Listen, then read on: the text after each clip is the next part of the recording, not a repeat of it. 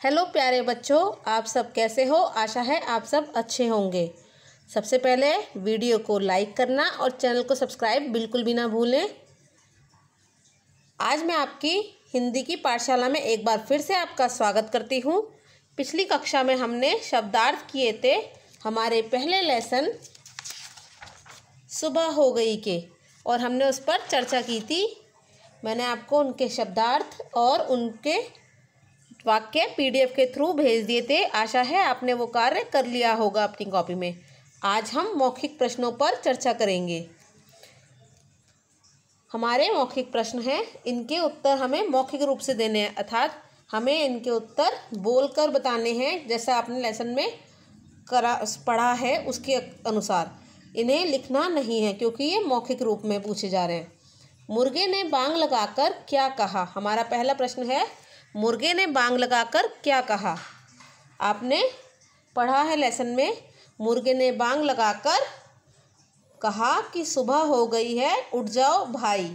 तो ये था इसका उत्तर। अब हम दूसरा प्रश्न पढ़ते हैं। सूरज क्या करने आया है। जैसा हमने कविता में पढ़ा, सूरज क्या करने आया है। सूरज हम सबको जगाने आया है। हमारा तीसरा प्रश्न है, दादी जी कहाँ जाने की तैयारी कर रही हैं। पाठ के अनुसार दादी जी कहाँ जाने की तैयारी कर रही हैं। दादी जी मंदिर जाने की तैयारी कर रही हैं। अब हम पाठ में आए लिखित प्रश्नों का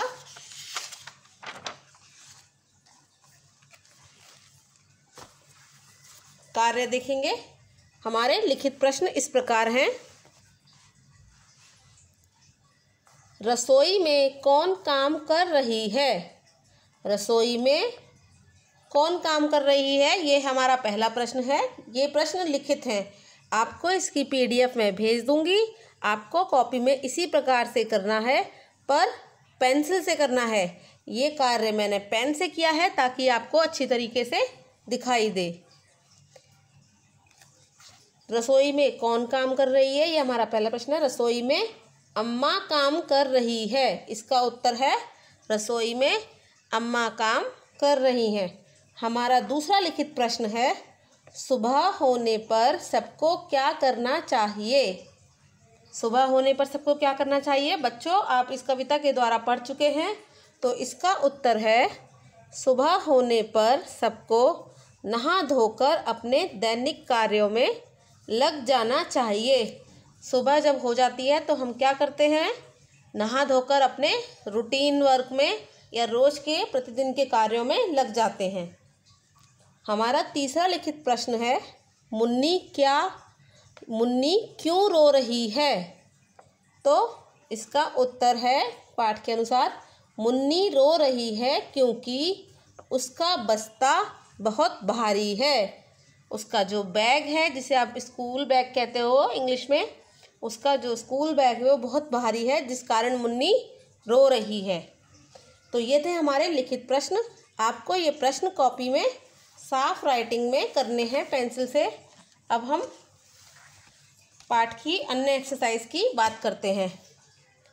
मैं आपको ये प्रश्न 2 और 3 इसका पीडीएफ भेज दूंगी। आपको ये कॉपी में करने हैं।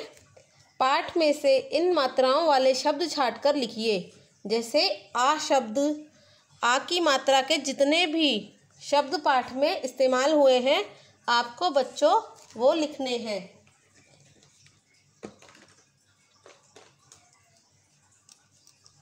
जैसे कि पाठ में शब्द इस्तेमाल हुआ है आया, इसमें आ मात्रा का प्रयोग है, तो हम इसे वहाँ लिख देंगे। या अम्मा, ये भी आ की मात्रा लगी हुई है इसमें, तो आ की मात्रा वाले शब्द छांटकर आपको इस प्रकार कॉपी में लिखने हैं। जैसे आया, अम्मा, इस तरीके से। पाठ की पीडीएफ आपके पास पहले से ही है, तो आपको उसमें आ की मात्रा के शब्द छांट के लिखने हैं, ई की मात्रा के शब्द लिखने हैं, बड़ी ई की मात्रा के शब्द छांट के लिखने हैं, ऊ की मात्रा के शब्द छांट के लिखने हैं, बड़े ऊ की मात्रा के शब्द छांट के लिखने हैं और ए की मात्रा के शब्द छांट के लिखने हैं। अब हम बात करते हैं हमारे तीसरे प्रश्न की। हमारा तीसरा प्रश्न है ई, उ, ओ तथा ऊ की मात्रा लगाकर नए शब्द बनाइए। जो यहाँ पर आपको शब्द दिख रहा है उस पर इन मात्राओं को जोड़कर एक नया शब्द बनाना है। पर के साथ हम कौन सी मात्रा लगाएं कि एक नया शब्द बन जाए? पर के साथ यदि मैं ई की मात्रा लगाती हूँ तो वो बन जाएगा परी। ऐसे ही मर के साथ मैं कौन सी, इन चारों में से कौन सी मात्रा को लगाऊं जिससे एक नया शब्द मेरे सामने आए? और उसके लिए आपको यहाँ पर चित्र भी दिया हुआ है। मर में हम कौन सी मात्रा लगाएं कि वो इस चित्र की ओर संकेत करता है। जैसे कि म के साथ अगर हम ओ की मात्रा लगाते हैं तो बन गया मोर। अब बाकी के दो आपको स्वयं करने हैं, तो ये आपका गृह कार्य है। मैं आपको PDF भेज दूंगी। आपको प्रश्न 2, प्रश्न 3 और कॉपी में दिखाए गए मेरे द्वारा लिखित प्रश्न ये करने हैं। और ध्यान रखिएगा, कॉपी में जो भी काम करें उसे डेट के साथ ही करें और साफ तरीके से करें। धन्यवाद बच्चों, हम फिर मिलेंगे।